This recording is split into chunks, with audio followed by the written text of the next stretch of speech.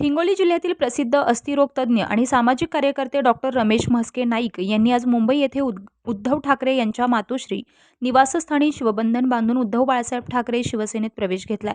Doctor Mhaske यांच्या या प्रवेशामुळे मोठी राजकीय कलाटणी मिळाली असून येणाऱ्या काळात यातून नवीन राजकीय समीकरणे निर्माण होऊ शकतात। 1990 पासून शिवसेनेशी डॉक्टर रमेश म्हस्के यांचं कुटुंब जोडलं गेलेलं आहे। हिंगोली जिल्ह्यात प्रसिद्ध अस्थिरोग तज्ज्ञ म्हणून त्यांचा नावलौकिक आहे।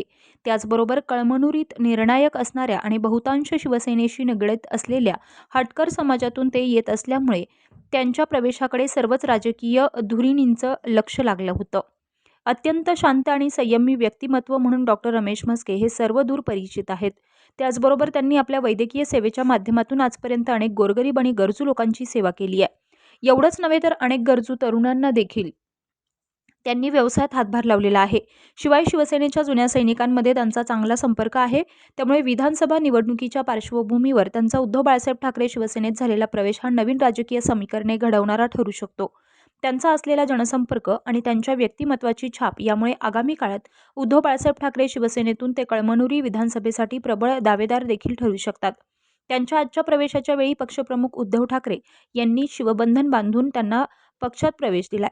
यावेळी शिवसेना नेते खासदार संजय राऊत, विनायक राऊत नांदेड आणि हिंगोली जिल्हा संपर्क प्रमुख बबनराव थोरात, माजी आमदार संतोष तारफे, जिल्हा प्रमुख गोपू पाटील, संदेश देशमुख, जिल्हा संघटक बाळासाहेब मगर आदींची उपस्थिती होती।